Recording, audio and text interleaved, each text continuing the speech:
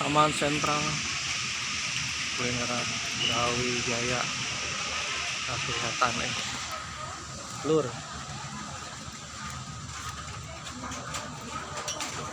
Sok.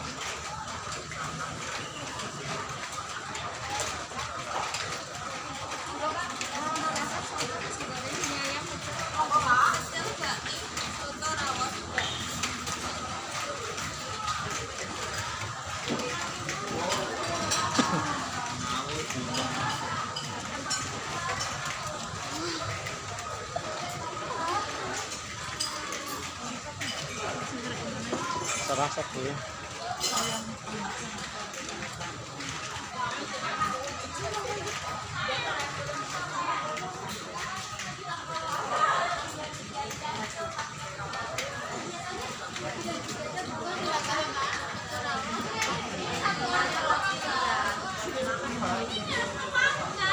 Oh, saya mau ikut apa? Serah.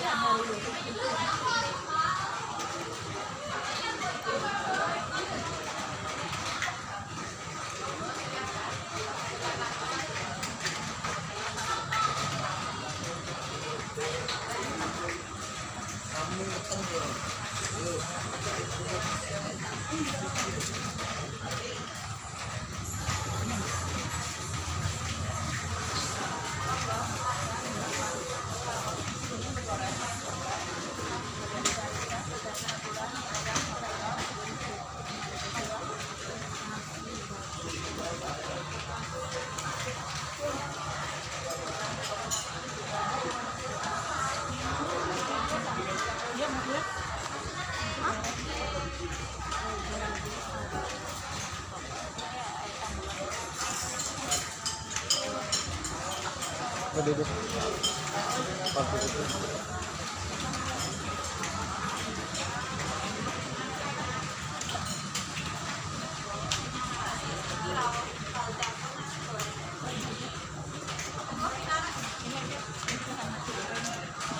Maaf, iya.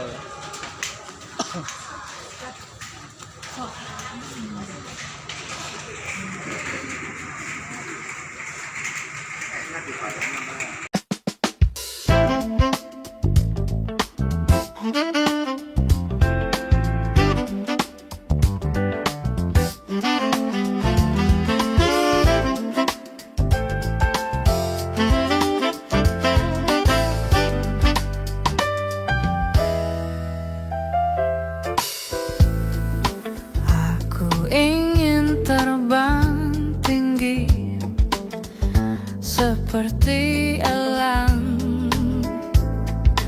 melewati siang malam, menembus awan. Ini tanganku kau genggam, ini tubuhku kau peluk, ini bibirku kau cium, tapi tak bisa kau miliki aku. Tak usah kau terus tangisi kepergianku.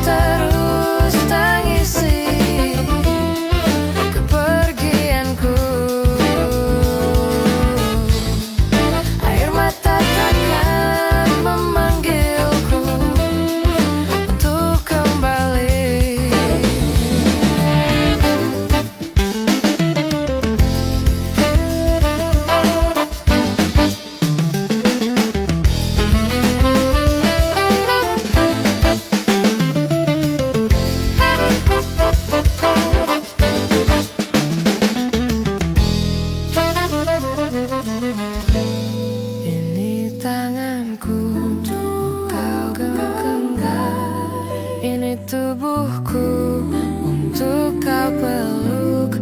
Ini bibirku untuk kau cium, tapi tak bisa kau miliki.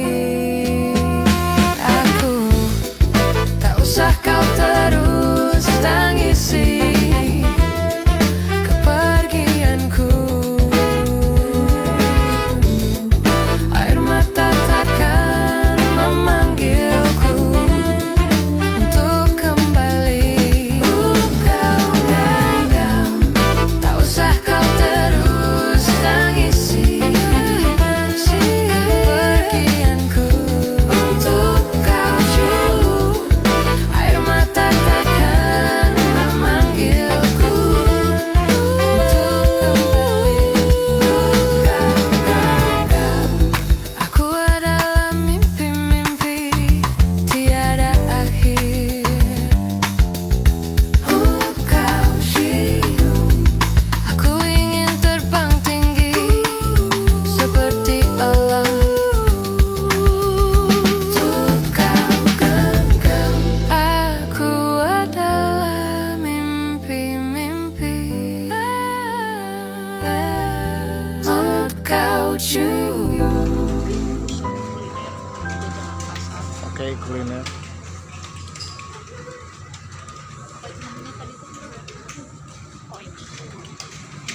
Malang. Oke guys, itu Rehan lagi makan malam dengan Oke guys, itu Rehan lagi makan malam dengan nasi goreng di pusat kuliner Sriwijaya Malang. Oke Rey, mantap. Selamat menikmati. Oke guys, ini ada soto Malang ya. Tapi harapannya Bertiga berdekatan. Soto Malang.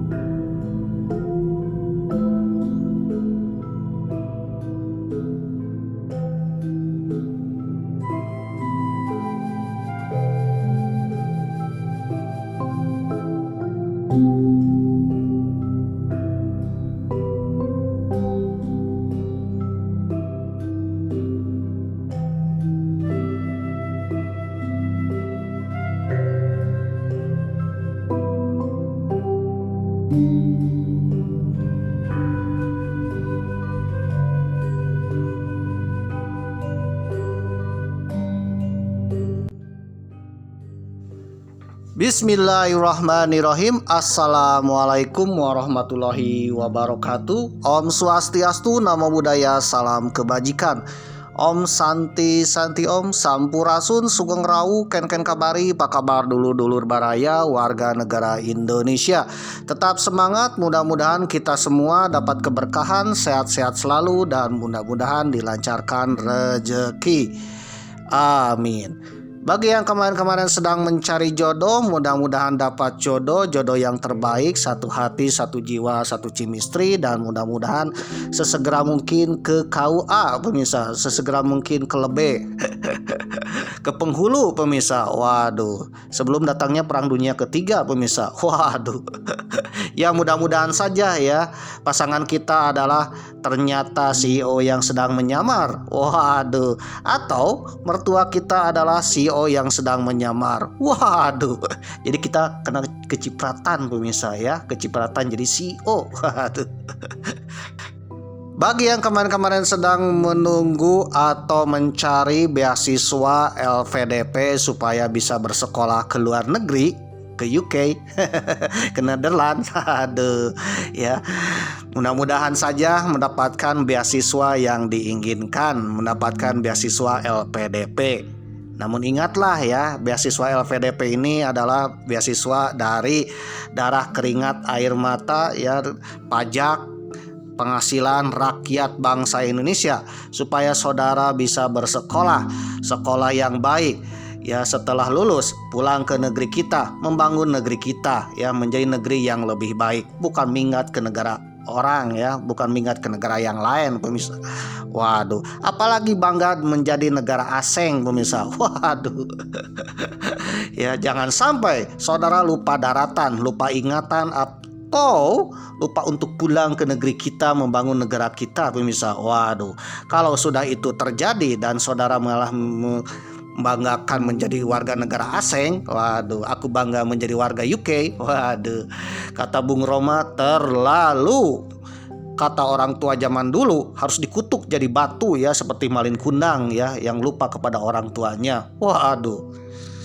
Oleh karena itu mudah-mudahan yang sudah dapat ya, ingatlah pulang ya, membangun bangsa dan negara kita menjadi negara yang lebih baik, negara yang bisa mesejahterakan bangsa kita dan menjadi negara superpower. Amin. Oleh karena itu marilah kita panjatkan puji syukur dan doa kita kepada Tuhan Yang Maha Esa. Mudah-mudahan apapun keinginan kita, cita-cita kita dikabulkan oleh Tuhan Yang Maha Esa. Amin. Ubur-ubur ikan lele, selamat malam le di Kota Malang, Provinsi Jawa Timur. Episode ke-72, perjalanan epik ke Tanah Bromo, Gunung Arjuna Welirang, Gunung Slamet. Waduh, Gunung Bromonya sudah lewat pemirsa di episode kemarin-kemarin ya. Bagi saudara yang baru datang ke episode 72, perjalanan ke Bromo, Bromonya mana Mang? Sudah lewat pemirsa ya. Saudara tontonlah episode kemarin, ada di link deskripsi supaya kronologis ya, dan juga tak perlu tanda tanya pemirsa, maaf. Supaya mengetahui ya kronologis gaya konten Mamang, waduh, termasuk cerita-ceritanya dan termasuk cerita awalnya. Waduh. Oke pemirsa yang berbahagia, Bromonya sudah lewat. Kali ini Mamang akan pulang ke kota Tasikmalaya di Provinsi Haji Udin. Provinsi Jawa Barat. Waduh. Yang kebetulan episode ke-72 Provinsi Jawa Barat sedang dipimpin oleh Kang Deddy Mulyadi alias Haji Udin. Alias Gubernur Konten. Alias Bapak Aing ya, yang insya Allah Kang Deddy Mulyadi akan menjadi pemimpin Nusantara le. Amin. Episode ke-72 sedang tayang dan tayang perdana ya, ketika negeri kita sedang dipimpin oleh sang presiden macan Asia. Ya insya Allah akan membawa negeri kita menjadi negeri yang damai, sejahtera, tentram, adil, makmur, dan mudah-mudahan memberantas hama serta menjadi negeri superpower ya, yang bisa mendamaikan dunia. Amin. Karena ketika episode ke-72 ini sedang tayang ya, dunia sedang dalam keadaan tinung ya, seperti alarm token saudara ya yang kehabisan pulsa listriknya pemirsa. Waduh. tinung. Atau alarm ya Bang Emok datang pemirsa. Tidit. kredit. Waduh. Oke pemirsa yang berbahagia, dunia dalam keadaan genting ting ya. Kemungkinan saja episode ke-72 yang sedang saudara saksikan, dunia dalam keadaan perang dunia ketiga. Waduh. Ya amit-amit ya kalau seandainya perangnya itu berlanjut terus-terusnya sampai nuklir pun bersuara pemirsa. Waduh. Karena amit-amitnya nuklir bisa menyasar ke negeri kita yang notabene negeri yang aman dari nuklir. Ingatlah, negeri kita ini aman dari nuklir pemirsa. Ya memang tak asal bicara, ada survei, ada banyak pakar ya, ada banyak pemikiran, bahkan oleh supranatural sekali pemirsa. Waduh, ada 10 negara yang aman dari perang dunia ketiga dari lihat berbagai sisi. Waduh, salah satu negara yang teramannya adalah Indonesia pemirsa, negeri yang kita cintai ini. Kenapa negara kita aman? Ya insya Allah nanti akan membahas ya, negeri kita ini aman karena mempunyai strategi politik, geografis, sumber daya, DSB ya. Waduh. Jadi intinya aman. Seandainya perang dunia ketiga mereka baku hantam, kita aman-aman ngopi sampai menikmati MBG yang nikmat dan gratis dari Bapak Presiden yang insya Allah akan membangkitkan bangsa kita yang kuat, cerdas, dan tangguh, yang bisa membawa negeri kita menjadi negeri superpower. Amin. Jangan dikira ya senjata kita adalah senjata makanan pemirsa. Berkat makanan kita bisa membangun. Ingatlah ya, Mataram kuno bisa membangun candi-candi ribuan, salah satunya Borobudur dan Prambanan pemirsa. Karena sumber daya pangannya melimpah pemirsa. Wah. Jadi buat apa kita punya nuklir, punya senjata canggih kalau perut kita lapar pemirsa ya? Jangan-jangan nanti kita makan uranium pemirsa. Waduh. Oke pemirsa yang berbahagia, mudah-mudahan dengan kepemimpinan sang presiden macan Asia ya bisa membawa negeri kita ke negeri yang damai sejahtera pemirsa. Negeri besar yang insya Allah akan mendamaikan dunia, dan mudah-mudahan dunia dalam keadaan damai. Amin. Siapa nih di antara saudara yang ingin dunia damai, cung? Ya semuanya juga pingin damai pemirsa ya. Jangan bikin keonaran pemirsa. Kalau dunia onar, meskipun kita damai, ya takutnya ada yang nyasar ke negeri kita ya. Halo paket, ternyata rudal hipersonik berhulu ledak nuklir pemirsa. Yang nyasar pemirsa. Salah sasaran pemirsa. Akhirnya amsyong pemirsa. Akhirnya pindah alam pemirsa. Akhirnya amsyong runtuh pemirsa.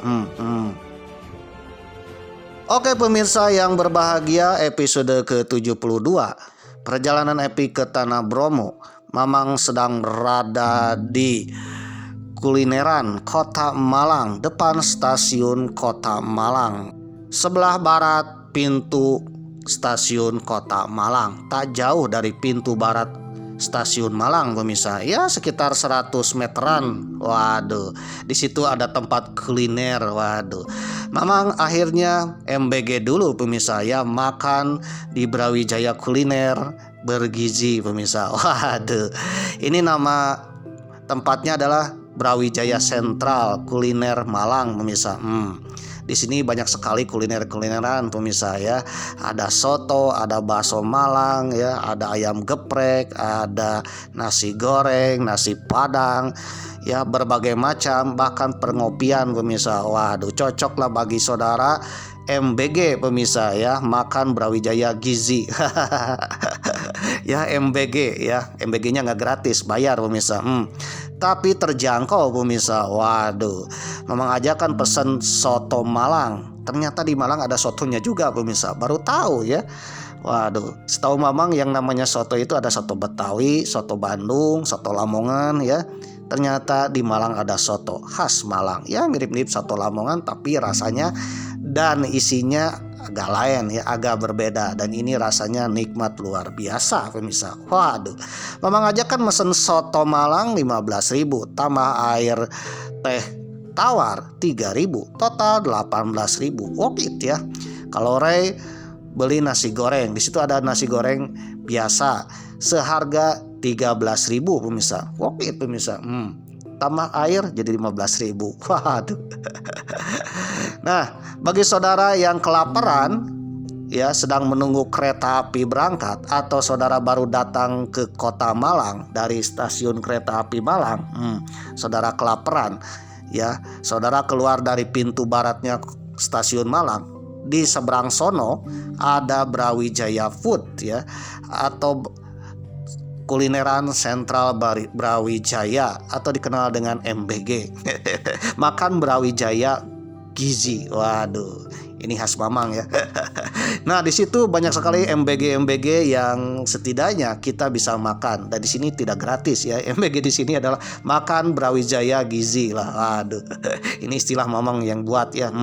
Jangan protes. Waduh. Oke pemirsa yang berbahagia, Mamang pun MBG menikmati malam indah mungkin ya terakhir di kota Malang pemirsa, karena nanti pukul 21.35 waktu Indonesia Barat, setengah 10 malam, Mamang akan berangkat lagi dengan kereta api Malioboro Express ke kota yang lain dan ke provinsi yang lain, yaitu ke kota Purwokerto di Kabupaten Banyumas, Provinsi Jawa Tengah, di kaki Gunung Slamet pemirsa. Waduh, Mamang berangkat dari kaki Gunung Semeru Bromo ke Gunung Slamet pemirsa, dari Jawa Timur ke Jawa Tengah pemirsa, sambil pulang ke kota Tasikmalaya di Provinsi Haji Udin, Provinsi Jawa Barat pemirsa. Waduh, sebenarnya ini adalah efek kehabisan tiket kereta api Malabar pemirsa. Waduh, jadi ceritanya setelah di kota Batu ya, Mamang disuruh pulang. Waduh, ke kota Tasikmalaya pemirsa. Waduh. Akhirnya mencari tiket untuk pulang ke kota Tasikmalaya pemirsa. Karena dadakan ya, Mamang kehabisan tiket kereta api Malabar, kereta api antara kota Malang ke kota Tasikmalaya dan berakhir di kota Bandung. Jadi ada kereta api yang langsung dari kota Malang ke kota Tasikmalaya, yaitu kereta api Malabar pemirsa. Kereta api Malabar berjalan 2 kali ya, Malabar pagi, Malabar malam pemirsa. Dua-duanya sampai 3 hari selanjutnya habis tiketnya pemirsa. Waduh, jadi mau tidak mau Mamang seorang railpan harus mencari tiket yang lain, yang mungkin jalan yang agak lain pemirsa. Yang penting naik kereta api pemirsa.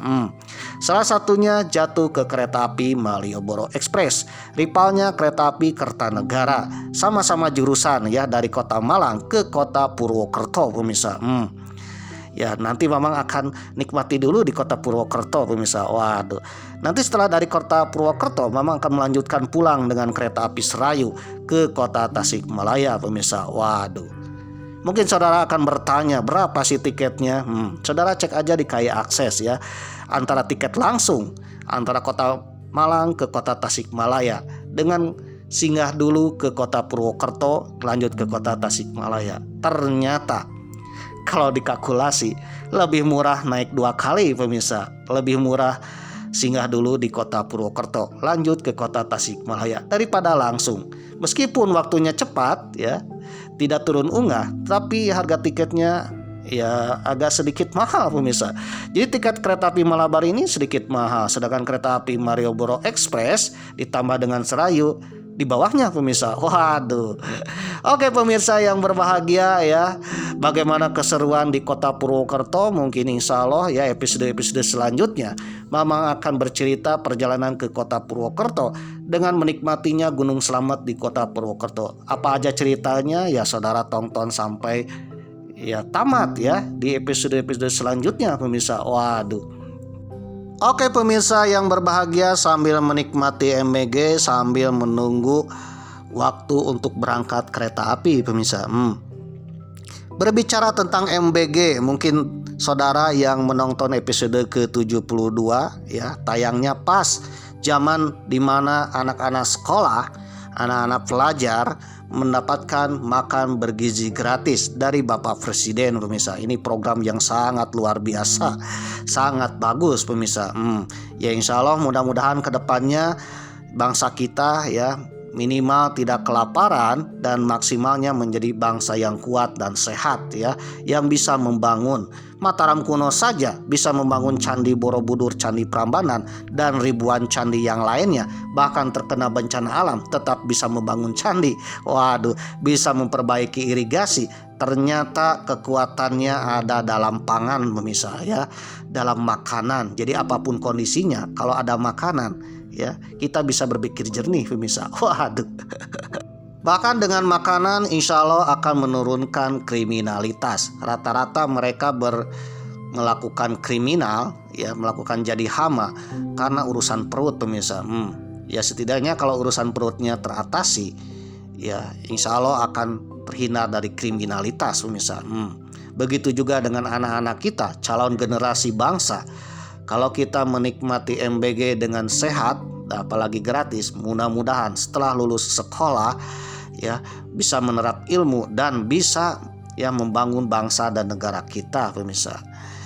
Oke pemirsa yang berbahagia, berbicara tentang MBG, ternyata MBG adalah senjata kita pemirsa. Senjata yang ternyata pernah kita lakukan ya, kita lakukan untuk menyerang Australia pemirsa. Waduh, jadi MBG bisa menyerang Australia pemirsa. Saudara mungkin terkejut, sama memang juga terkejut.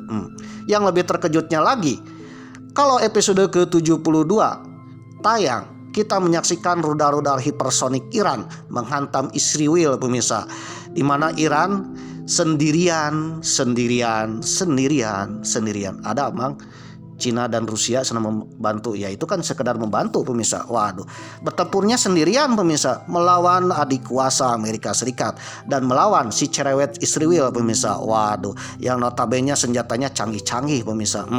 Ternyata Iran yang notabene pas-pasan penuh dengan embargo, tetapi mampu menyerang balik ya, menyerang Israel dan Amerika dengan rudal-rudal hipersonik yang ya kecepatannya ya melebihi kedipan saudara ke tetangga pemirsa. Waduh, belum juga berkedip rudalnya sudah mendarat ya, dan itu persisi ya, sangat-sangat tepat sasaran pemirsa ya, sangat tepat sasaran. Misalkan serang rudalnya ke RT 02 RW 01 tepat pemirsa sasarannya ya, bukan seperti bansos yang tidak tepat sasaran, tapi ini tepat sasaran pemirsa.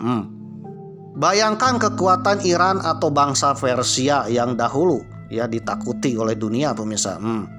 Jadi bangsa Iran atau Persia ini ternyata mempunyai senjata ya, rudal-rudal dari kecepatan suaranya melebihi 5 kali suara pemirsa. Waduh, rudalnya sudah sampai ke rumah kita ya, suaranya masih di Purwokerto pemirsa. Maaf. Jadi kekuatannya sangat cepat, tepat, ditambah juga banyak pemirsa. Waduh, banyak variannya pemirsa, beratus-ratus, beribu-ribu pemirsa. Waduh, sehingga dalam istilah teori ya, siapa yang bisa menaklukkan peperangan adalah dia yang menguasai angkasa pemirsa. Dan itu dilakukan oleh Iran atau Persia. Angkasa sudah dikuasai oleh mereka pemirsa. Waduh. Jadi kalau sudah menguasai angkasa lewat dengan rudal hipersonik ya, maka kekuatan apapun akan ciut pemirsa ya. Kapal induk yang segede gaban pun ya bisa hancur pemirsa. Waduh, bisa tepat sasaran. Apalagi kalau rudal hipersoniknya cukup dipijit ya, ketik Sherlock, waduh, kirim ke RT2 RW 01, waduh, pencet tepat sasaran dan cepat ya, cepat hancur, waduh, tanpa diketahui oleh musuh. Bahkan musuh pun tahu ya, baru aja membidik udah keduluan meledak pemirsa, keduluan sampai ya paketnya. Jadi kalau bicara ya negeri mana yang paling kuat zaman now tahun 2026, karena tayangnya episode ke-72 ini 2026 ya, zaman sekarang, Mamang katakan adalah Iran, Persia pemirsa, sendirian, tangguh, waduh, bahkan menghancurkan bangsa besar seperti Amerika. Amerika aja bangkrut, bahkan Israel pun yang merengek ya seperti katincak gaang pemirsa, waduh ya, hancur. Yang insya Allah 2027 ya katanya bangsa ini akan kembali eksodus pemirsa. Ya mudah-mudahan saja, amin. Oke pemirsa yang berbahagia, ternyata kekuatan Iran adalah di udara pemirsa. Ternyata kita pun mirip seperti Iran loh. Waduh, kita pernah seperti Persia loh. Kita seperti zaman Khomeini pemirsa. Itu terjadi tahun 60-an pemirsa, di mana kita menguasai langit Asia Tenggara pemirsa. Waduh, bahkan langit kita terkuat di belahan bumi selatan pemirsa. Waduh, kita pun punya senjata canggih pemirsa. Senjata canggih yang kita kenal dengan Tupolev Tu-16 pemirsa. Waduh, senjata ini mirip dengan rudal hipersonik zaman sekarang, mampu menghancurkan sasaran yang tepat di luar wilayah Indonesia pemirsa. Waduh, bahkan senjata ini pun ya bisa dipasangkan hulu ledak nuklir pemirsa jika mau pemirsa. Waduh, bahkan juga sulit dideteksi oleh radar-radar musuh pemirsa. Waduh, ditambah lagi situasi politik pada tahun 60-an ya, Indonesia mirip dengan Persia Iran pemirsa, di mana sendirian dari kepungan bangsa-bangsa barat yang dahulu bangsa barat ini agak bermusuhan dengan kita pemirsa. Di utara ada Malaysia, Singapura yang notabene blok barat. Waduh, di selatan ada Australia, New Zealand, blok barat pemirsa. Waduh, dikelilingi blok barat yang saat itu ya tak suka dengan Indonesia pemirsa. Waduh, kita mirip Iran yang dikelilingi musuh-musuh pangkalan Amerika pemirsa. Waduh, di mana senjata-senjata mereka diarahkan ke kita pemirsa. Waduh, dan kita pun berani pemirsa. Ternyata kita punya senjata canggih loh. Waduh, yang bisa bertempur menguasai langit pemirsa. Dan yang paling unik ya, kita bisa menaklukkan Australia dengan MBG. Waduh, kita pernah mengirimkan MBG dengan pesawat canggih itu ya ke Australia, hingga Australia pun tunduk pemirsa. Waduh, saudara penasaran ya, ternyata senjata kita MBG loh. Kalau saudara penasaran, jangan skip ya, tonton sampai tamat, siapa tahu bermanfaat dan mudah-mudahan saja berkah bagi saudara ya. Dan mudah-mudahan saja bagi yang menonton sampai tamat, Mamang akan berdoa mudah-mudahan saudara atau anak cucu cicit saudara menjadi orang terkaya, termakmur, dan mudah-mudahan saudara atau anak cucu cicit saudara menjadi seorang CEO. Waduh, atau setidaknya keturunan saudara ada yang menjadi pemimpin di negeri ini, pemimpin yang adil, makmur, yang bisa mesejahterakan bangsa kita. Amin. Mamang hanya berdoa, mudah-mudahan doa Mamang dikabulkan bagi yang menonton episode ke-72 sampai tamat. Bagi saudara yang tak suka dengan channel Mamang, membosankan dan ya tak suka ya, mungkin channel Mamang yang pas-pasan ya, skip aja lah, karena kuota internet saudara tercover dan antara tercover dana hibah ya, apalagi minta beasiswa LPDP gara-gara kuota internetnya habis menonton episode Mamang. Aduh. Apalagi minta ke Mamang ya, Mamang aja kan belum jadi CEO ya. Waduh, Mamang aja kan belum jadi presiden pemirsa. Waduh. Oleh karena itu bagi yang tak suka skip aja. Simpel dengan Mamang. Suka tonton, tak suka jangan nonton ya. Kalau kelamaan kepanjangan ya skip aja ya. Saudara punya pikiran sendiri. Waduh. Oke pemirsa yang berbahagia, bagi saudara yang punya pendapat sendiri ya, kita sharing-sharing di kolom komentar. Mamang pun tak asal bunyi, tak asal bicara meskipun gelagapan pemirsa. Maaf. Biasa kan nggak gelagapan ya. Mungkin ada faktor lain pemirsa. Ya salah satunya mungkin sedang dilirik oleh wanita cantik pemirsa. Maaf. Oke pemirsa yang berbahagia, bagi saudara yang punya komentar, kita sharing-sharing di kolom komentar. Dan Mamang pun berbicara sesuai dengan sumber dan informasi yang Mamang dapatkan ya, tidak asal-asalan. Namun mohon maaf aja ya apabila ada yang komentar agak lain yang berbau-bau Mossad, yang berbau-bau The Pide et Impera atau company, waduh, yang bikin keonaran atau hama ya, Mamang sebagai admin otoriter akan men-skip. Karena channel ini channel yang penuh perdamaian, bukan bikin keonaran. Dilansir dari Wikipedia, TU-16 Badger, waduh, Tupolev TU-16 dengan kode NATO Badger adalah sebuah pengebom jet bermesin ganda yang dikembangkan dan digunakan oleh Angkatan Udara Uni Soviet, atau sekarang ya bocahannya adalah Rusia pemirsa. Waduh. Pesawat ini telah beroperasi selama lebih dari 50 tahun dan masih beroperasi di Angkatan Udara Republik Rakyat Tiongkok saat ini dengan variannya Xi'an H6. Dirancang untuk menjadi serba bisa, TU-16 diproduksi dalam berbagai varian untuk mata-mata, patroli maritim, pengumpulan data elektronik intelijen, dan perang elektronik, bahkan bisa membawa rudal berhulu ledak nuklir pemirsa. Waduh. Sebanyak 1.507 pesawat dibangun di 3 pabrik pesawat di Uni Soviet antara tahun 1954 hingga tahun 1962. Varian untuk sipil TU-104 Camel menjadi pesawat penumpang untuk maskapai penerbangan Uni Soviet, yaitu Aeroflot. Waduh. Pesawat TU-16 sempat diekspor ke Mesir, Indonesia, dan Irak. Pesawat pembom strategis ini terus digunakan oleh Angkatan Udara dan Angkatan Laut Uni Soviet yang sekarang Rusia hingga tahun 1993. Waduh, apa sih kehebatan pesawat ini? Jadi kehebatan pesawat ini ya secara logika adalah pesawat yang bisa membom jarak jauh pemirsa. Waduh. Jikalau pesawat ini ditempatkan di Indonesia, di Jakarta ya.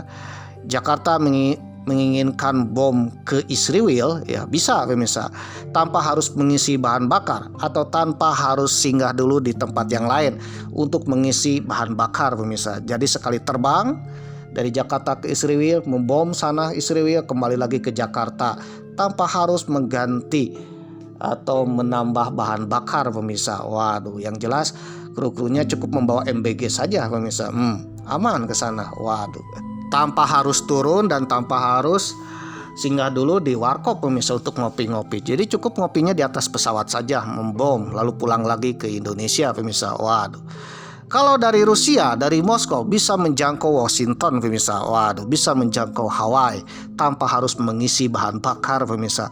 Kembali lagi ke Moskow, Uni Soviet atau Rusia yang jaraknya kurang lebih sekitar 15.000 km pemirsa. Jadi pada masa itu yang namanya pesawat pembom itu jaraknya paling terjauh itu sekitar 3.000 sampai 5.000 km pemirsa. Dan kalau sudah di atas 3.000 atau 5.000 km harus mengisi bahan bakar pemirsa. Kalau tidak bisa jatuh pemirsa. Waduh, tidak tepat sasaran nanti. Oleh karena itu tahun 1960-an adalah di mana TU-16 adalah jawaranya langit pemirsa. Waduh, atau hipersoniknya langit zaman now. Ya hipersonik rudal hipersonik zaman now pemirsa. Karena tahun 1960-an rudal masih pengembangan pemirsa, dan pesawat pembom jarak jauh lah yang menjadi jawara langitnya era tahun 60-an. Siapapun negara yang mempunyai pesawat pembom jarak jauh, maka dialah yang menjadi juaranya, ditakuti dunia, macan Asia. Waduh. Hanya beberapa negara yang mempunyai pesawat jarak jauh, pembom jarak jauh. Di antaranya ada Inggris, ada Amerika alias Amerika Serikat ya. Dan juga Rusia. Cuman 3 pemirsa.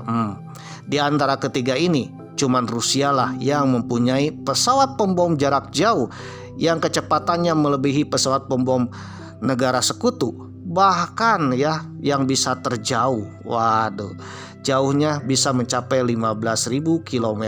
Waduh. Jadi Jakarta Israel bisa pulang pergi pemirsa. PP bisa ya, tanpa harus mendarat pemirsa. Waduh. Nah, di antara 3 negara yang mempunyai pesawat pembom jarak jauh, ternyata Indonesia punya pemirsa.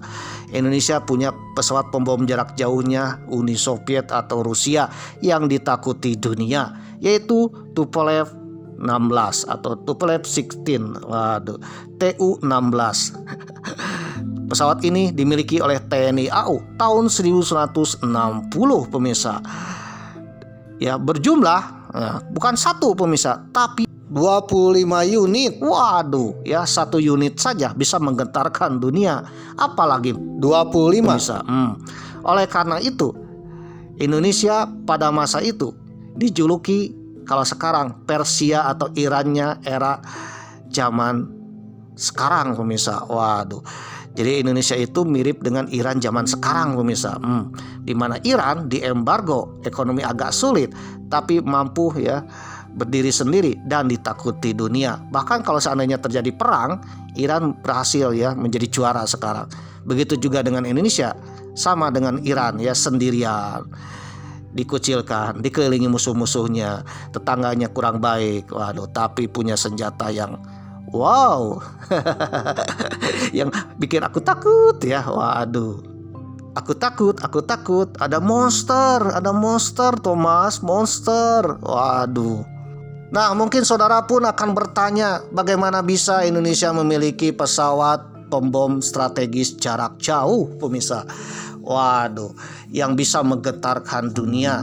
Bahkan dunia pun akan ciut dan menjadikan Indonesia negara tergagah, raksasa di bumi selatan pemirsa. Jadi belahan bumi selatan, ekuator selatan, negara raksasa hanyalah Indonesia. Sedangkan Australia tetangganya saat itu ya belum mempunyai pesawat pembom strategis jarak jauh secanggih Indonesia pemirsa, Tupolev 16. Dilansir dari historia.id dengan judul artikel "Waktu punya Tupolev, Angkatan Udara Indonesia kuat". Dulu AURI atau Angkatan Udara Republik Indonesia yang sekarang TNI AU punya pesawat pembom menakutkan. Kini itu semua tinggal cerita. Ya, sekarang tinggal cerita pemirsa. Ditulis oleh Patrick Matanasi, edisi 8 Januari 2024. Oke pemirsa yang berbahagia, diawali dari operasi Trikora pemirsa, operasi pembebasan Irian Barat atau kita kenal hari ini Pulau Papua pemirsa. Saat itu Indonesia sudah merdeka, namun ada bagian Indonesia yang masih dikuasai oleh Belanda, belum dikembalikan ke Indonesia, yaitu Papua pemirsa. Sampai tahun 60-an Papua masih dikuasai Belanda. Indonesia berkali-kali berdiplomasi dengan Belanda supaya mau Belanda mengembalikan Pulau Papua. Namun Belanda tetap menolak. Tetap dingin, bahkan memperkuat senjatanya di Pulau Papua. Salah satu senjata andalan Belanda adalah kapal perang induk. Kapal induk yang diberi nama Karel Doorman dengan pesawat-pesawatnya berasal dari pesawat blok barat NATO pemirsa, yang tentu saja ya pesawat itu canggih pemirsa. Nah, dari situlah Indonesia pun kepikiran untuk membeli alutsista militer minimal setara dengan Belanda atau maksimal lebih canggih dari Belanda. Waduh. Indonesia pun berdiplomasi ke berbagai negara karena Indonesia itu menganut paham politik bebas aktif, dekat dengan blok barat, dengan blok timur juga. Nah, ketika mendekati blok barat ya, Indonesia kesulitan membeli alutsista angkatan laut dan angkatan udaranya. Namun untuk angkatan darat ya lebih mudah pemirsa. Untuk membeli peralatan angkatan laut dan angkatan udara itu sangat sulit kepada negara-negara blok barat. Waduh. Karena Indonesia membutuhkan peralatan angkatan laut dan angkatan udara. Angkatan laut tentunya kapal-kapal perang ya, seperti kapal frigat, kapal destroyer, waduh, kapal laut perang pemirsa. Yang notabene kapal laut perang Indonesia waktu itu ya masih tertinggal pemirsa. Ya namanya juga baru merdeka, hasil-hasil dari bekas penjajah yang kemarin pemirsa. Waduh, sudah ketinggalan zaman pemirsa. Waduh. Begitu juga dengan angkatan udaranya pemirsa. Waduh. Indonesia harus memperkuat angkatan udaranya. Ya, Indonesia membeli ke negara-negara blok barat seperti Amerika, Inggris, namun ditolak pemirsa. Waduh. Sulit sekali. Akhirnya Indonesia pun berpaling ke blok yang lain, yaitu blok timur pemirsa. Salah satunya ke Uni Soviet ya, kakek buyutnya Vladimir Putin sekarang pemirsa, atau sekarang dikenal dengan Rusia ya. Mayoritas alutsista kita dibeli dari blok timur yang dipimpin oleh Uni Soviet. Pilihan pembelian ke blok timur itu dilatari penolakan blok barat terhadap proposal pembelian senjata yang dilakukan oleh Indonesia. Blok barat yang liberal dan merupakan rival blok timur yang komunis khawatir persenjataan yang hendak dibeli Indonesia akan digunakan untuk memerangi Belanda. Belanda merupakan bagian dari blok barat dan anggota NATO. Dan Belanda pun ya yang menguasai Pulau Papua. Waduh.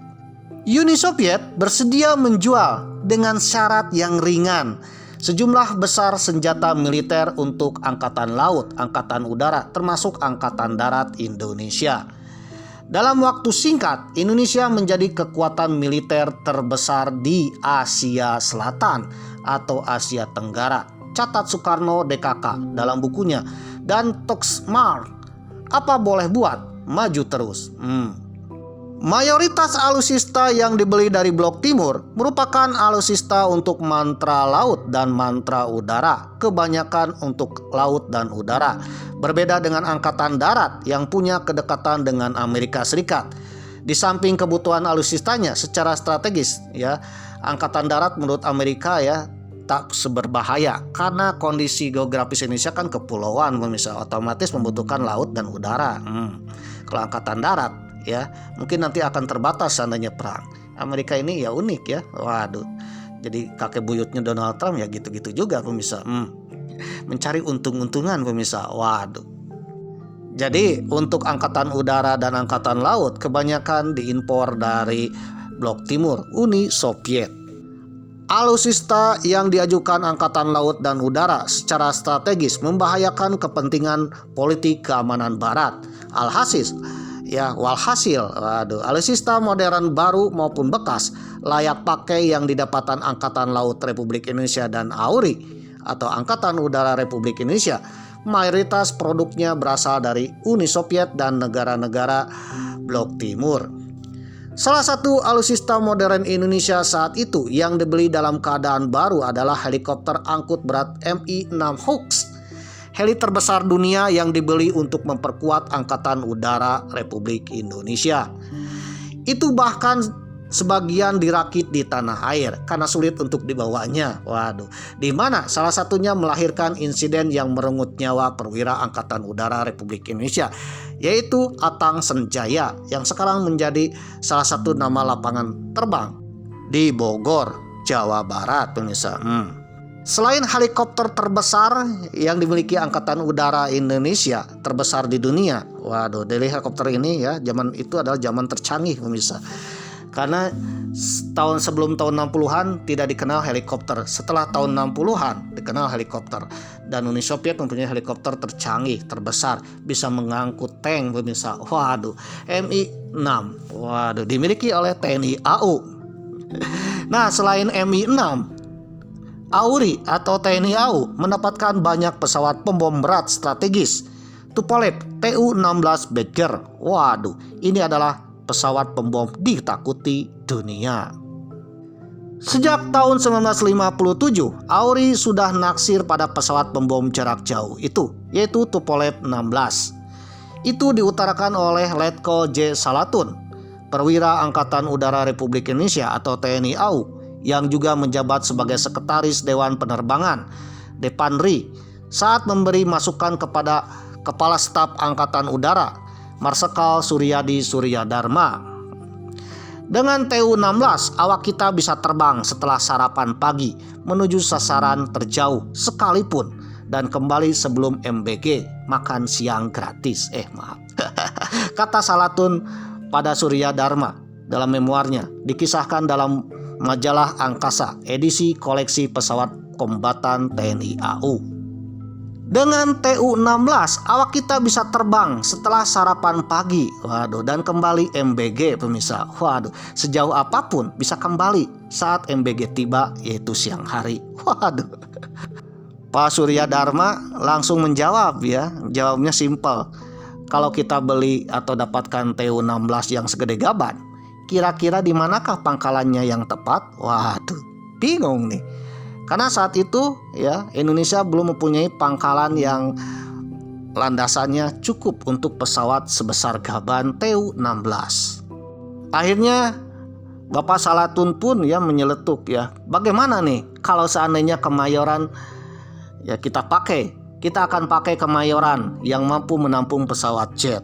Karena saat itu lapangan udara Kemayoran di Jakarta yang sekarang sudah tidak ada ya, itu terparkir pesawat-pesawat tempur jet Republik Indonesia yang notabene kalau namanya pesawat tempur jet ya kecil pemirsa. Ini kan segede gaban pemirsa, segede gajah pemirsa. 15 kali gajah pemirsa. Gajah kalau diangkut ya 15 bisa terangkut oleh TU-16 pemirsa. Namun pangkalan Kemayoran ya bukanlah tempat yang cocok untuk pendaratan TU-16 atau home base-nya TU-16. Karena landasannya tak cukup pemirsa, apalagi di tengah kota. Jadi kalau di pelebaran pun ya sulit pemirsa. Dan ingatlah pada saat itu belum ada lapangan udara Halim Perdana Kusuma ya, masih kecil pemirsa. Butuh waktu yang lama bagi Angkatan Udara Republik Indonesia untuk mendapatkan jawabannya di manakah garasi yang tepat untuk menyimpan TU-16. Indonesia punya segelintir lanut yang panjang landasannya bisa didarati TU-16 atau setidaknya nanti akan dikembangkan lebih panjang lagi dan ada luangnya untuk memanjangkan dan mempelebar landasan pemirsa. Dan yang terpenting, Soviet belum bersedia menjual TU-16 ke negara non-sekutu dekatnya, apalagi Indonesia. Indonesia bukanlah blok timur, tapi negara non-blok pemirsa. Jangankan ke negara bukan blok timur, ke sesama negara blok timur pun TU-16 adalah pesawat andalannya. Senjata pamungkas Uni Soviet pemirsa, tak mau dijual sembarangan sekalipun ke teman terdekatnya. Salah satunya adalah Republik Rakyat Cina yang sama-sama komunis saat itu. Republik Rakyat Cina ya yang dipimpin oleh Mao Zedong ya memimpikan TU-16 ada di daratan Cina pemirsa, dan meminta Uni Soviet sebagai rivalnya untuk membeli atau menukar untuk mendapatkan TU-16. Tapi Uni Soviet tidak mau pemirsa. Sekalipun dengan tetangganya, sekalipun dengan bloknya pemirsa. Apalagi dengan Indonesia. Namun bukanlah Bung Karno yang cerdik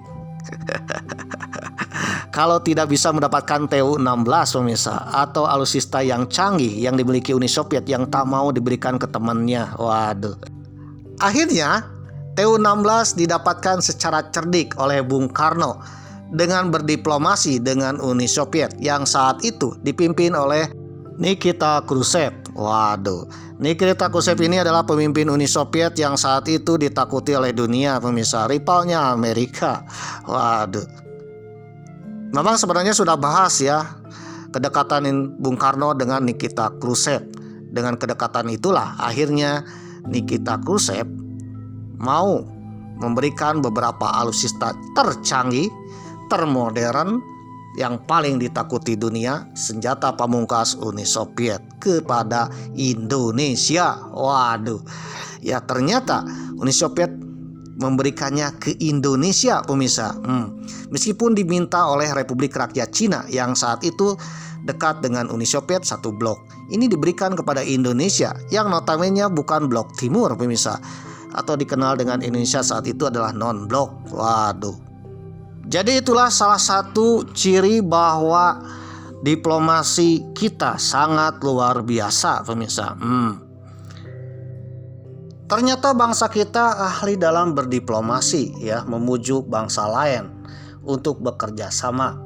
Salah satunya yang dilakukan oleh Jenderal Abdul Haris Nasution atau AH Nasution yang kita kenal dengan pahlawan nasional, pemirsa. Waduh. Keadaan berubah pada tahun 1960-an. Menurut Bapak Salatun yang ikut dalam rombongan KSAD yang dipimpin oleh Jenderal Abdul Haris Nasution ke Moskow, ya, yang tujuannya bukan untuk healing tetapi untuk membeli persenjataan dari Uni Soviet yang dikenal dengan misi Nasution untuk operasi Mandala Trikora, pembebasan Irian Barat atau Papua. Nah, dari misi Nasution inilah Pak Nas berhasil membujuk Menteri Luar Negeri Uni Soviet yang dipimpin oleh Mikoyan. Waduh. Dari misi itulah akhirnya mendapatkan senjata yang diimpikan Indonesia, yaitu Tu-16.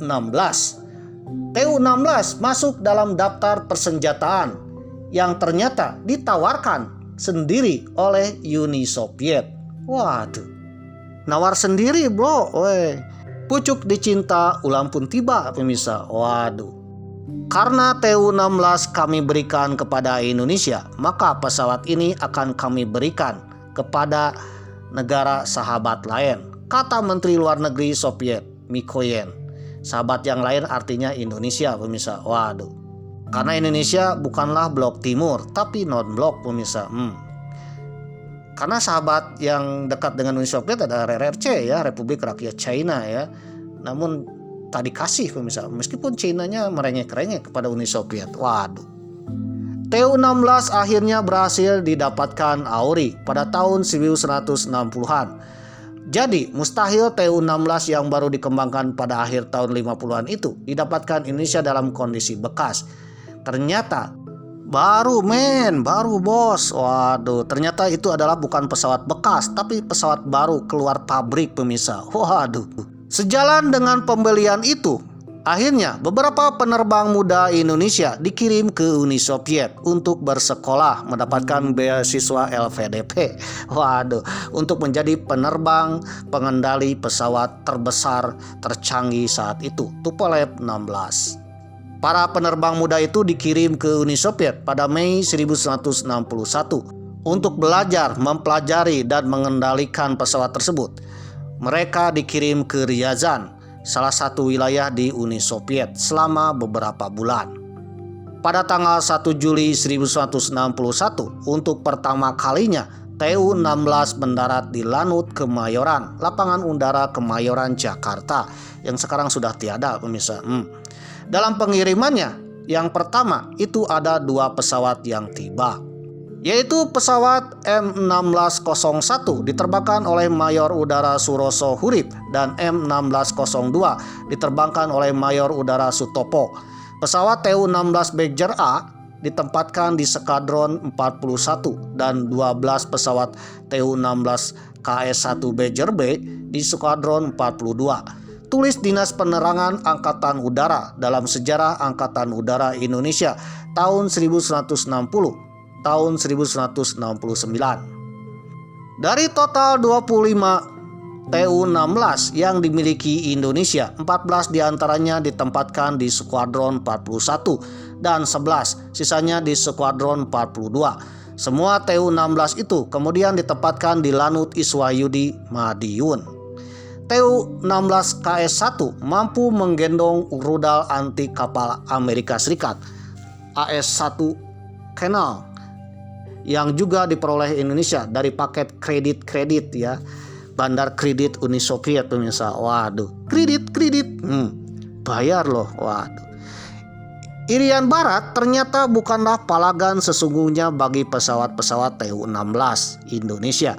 Pasalnya, ketika pesawat itu mendarat di Indonesia, beberapa bulan kemudian ya, perang antara Indonesia dengan Belanda, masalah dengan Irian Barat pun selesai dengan cara diplomasi politik.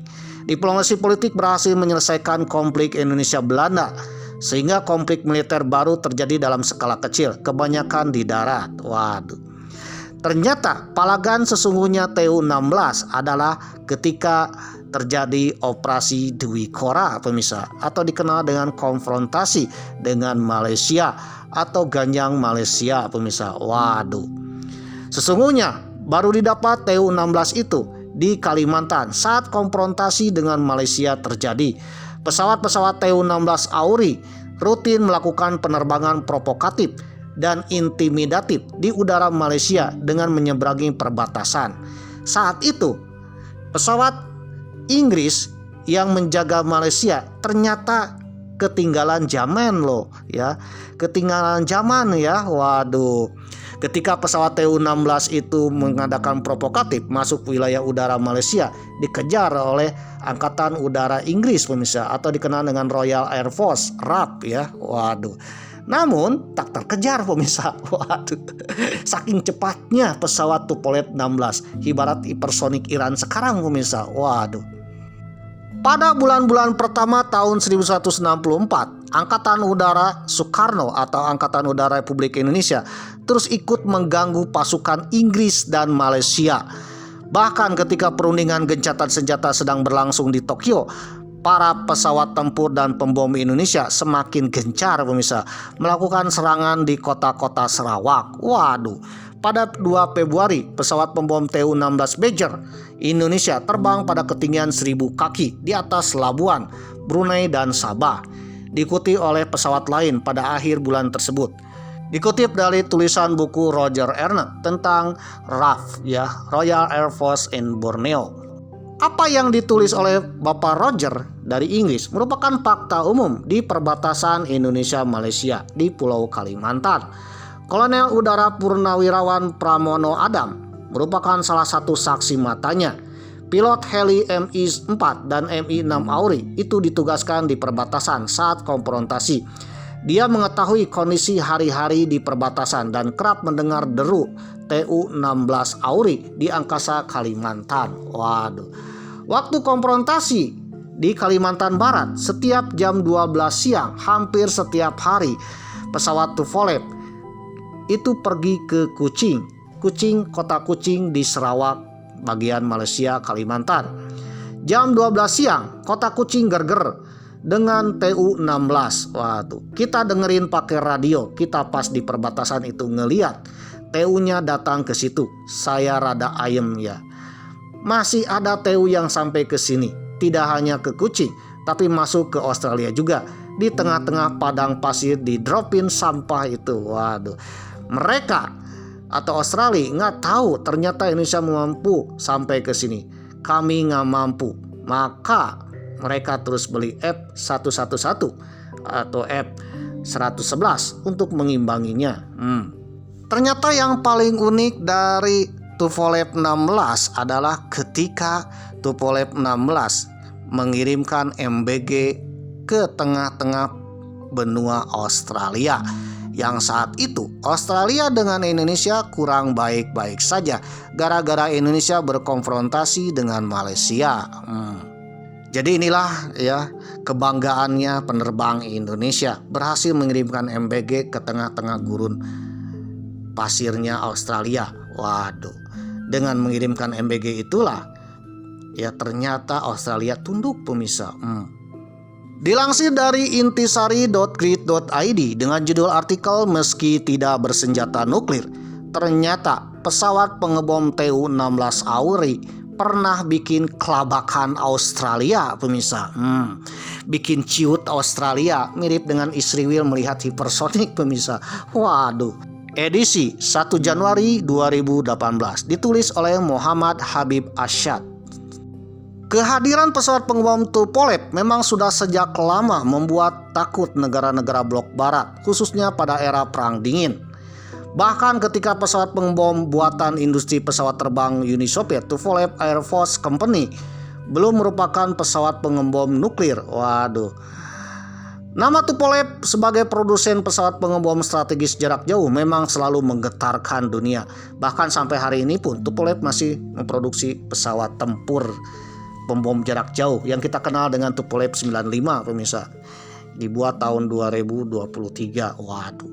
Apalagi jika pesawat pembom yang diproduksi merupakan pesawat pembom nuklir yang memiliki teknologi siluman, efek deterrence yang ditimbulkan pasti akan makin menakutkan.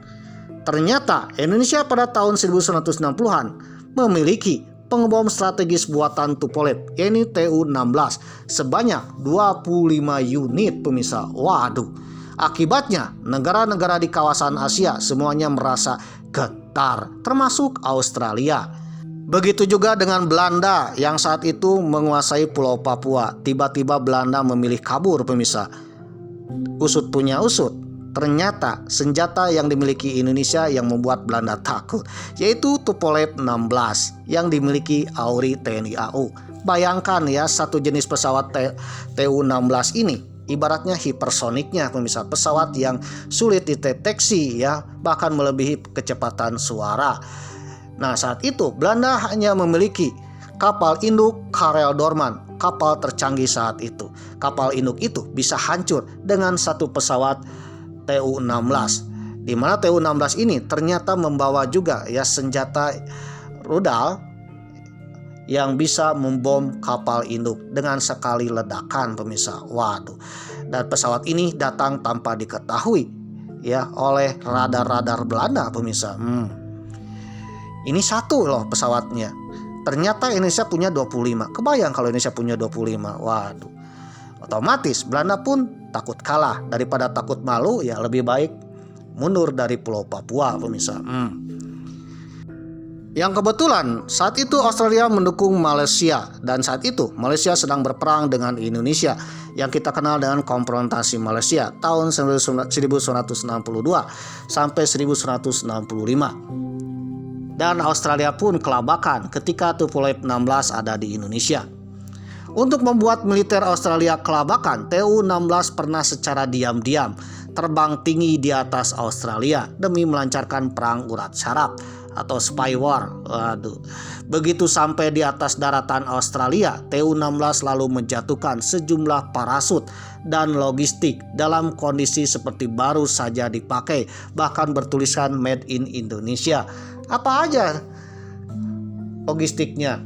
Di antaranya logistik MBG tentara, pemirsa. Waduh, beserta dengan rendang-rendangnya, pemirsa. Waduh. Ada dagingnya, ada ayam gepreknya juga, pemirsa. Waduh. Dikirim ya, dikemas lewat kaleng dan diterjunkan dengan parasut ke tengah-tengah benua Australia, pemirsa. Waduh. Misi pengiriman benda MBG ini ke tengah-tengah daratan Australia secara senyap, ya, secara diam-diam. Waduh, tanpa diketahui radar Australia. Padahal radar Australia ini adalah radar tercanggih, pemirsa. Ya, radar yang mampu mendeteksi pesawat yang jaraknya jauh, ya, bahkan jauh dari daratan Australia, bahkan bisa mendeteksi pesawat yang ada di Filipina, pemirsa. Waduh. Jadi pesawat di Filipina aja kelihatan ya. Deteksi. Ini pesawatnya masuk ke daratan Australia tanpa diketahui, pemirsa. Waduh. Dan itu bikin malu Australia. Itu terjadi pada tahun 1963 pada masa pergolakan Dewi Kora, di mana Australia mendukung Malaysia.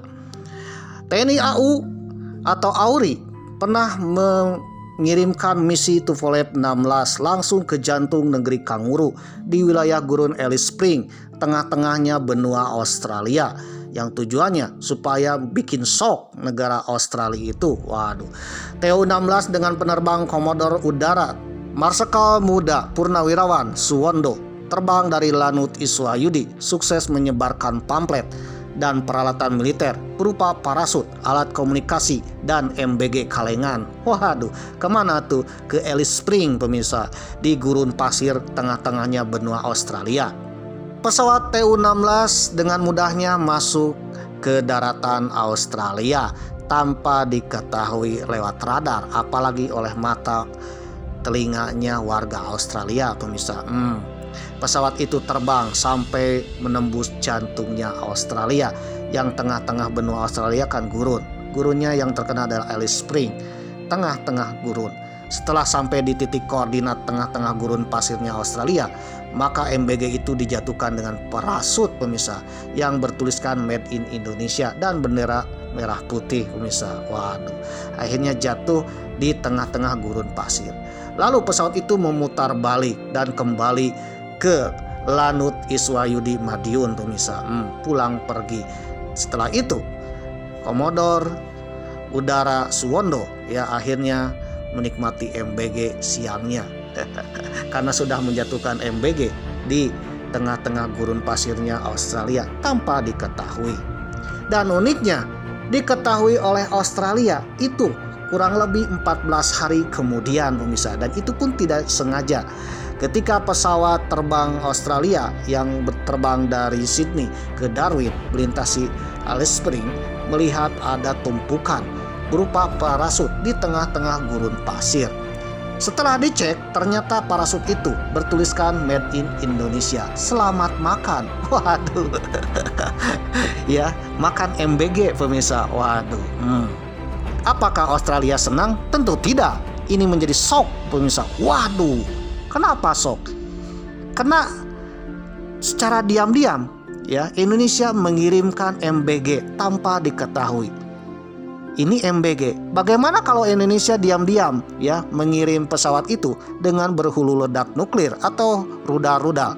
Mungkin ya tanpa terdeteksi, tanpa diketahui, tiba-tiba Indonesia akan menyerang kota-kota di Australia tanpa diketahui oleh Australia. Jadi pengiriman MBG ini membuat shock ya. Shocknya andaikan itu bukan MBG, pemirsa, tapi itu adalah rudal beneran ya, dan dijatuhkan di kota-kota Australia. Mungkin ketika peluncurannya tidak diketahui oleh Australia, dan itu bikin shock negeri kanguru. Yang notabene negeri kanguru itu mempunyai radar tercanggih tahun 60-an, pemirsa, di mana jangankan pesawat yang ada di Australia, pesawat yang ada di Filipina pun terdeteksi oleh Australia. Ini pesawat ini tidak dideteksi ketika memasuki Australia. Benar-benar begitu membanggakan, pemirsa, begitu mengsokkan Australia. Waduh. Bahkan dalam informasinya indomiliter.com, ternyata pengiriman MBG ke Australia ke tengah-tengah Alice Springs bukan sekali atau dua kali, katanya berkali-kali, pemirsa. Waduh. Tidak sekali, pemirsa, tapi lebih dari satu kali, pemirsa. Tidak disebutkan berapa kalinya. Itu adalah rahasia TNI AU, pemirsa.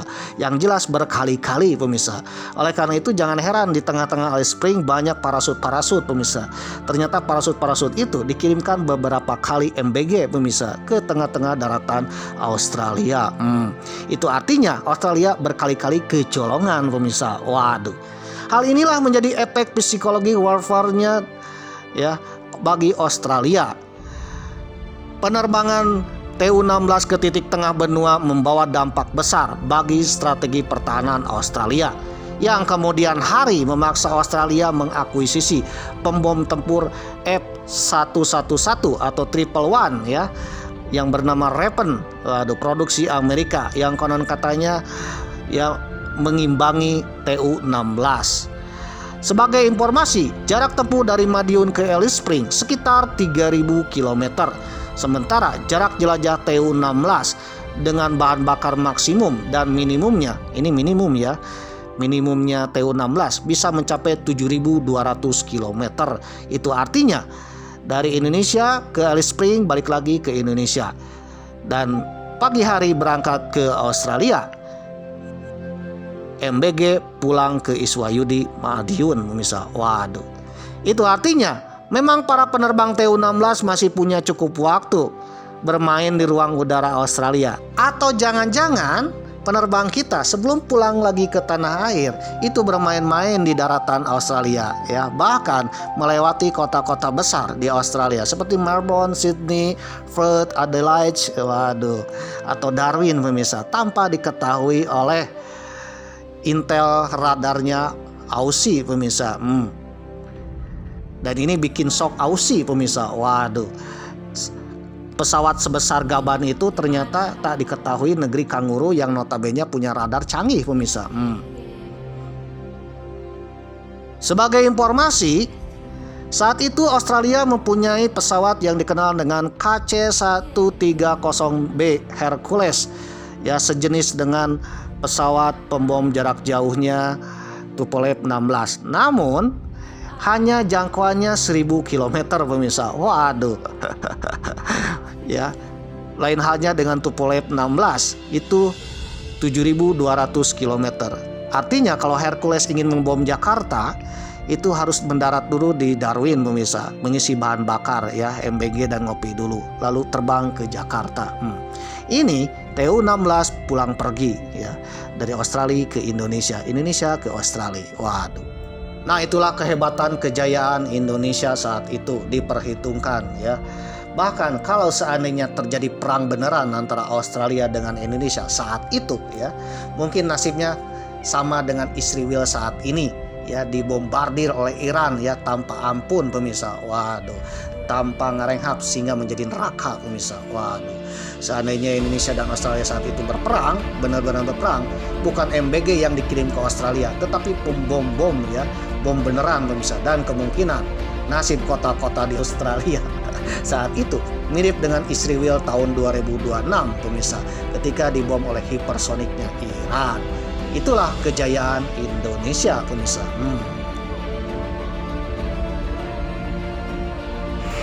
Kirilah. Kirilah.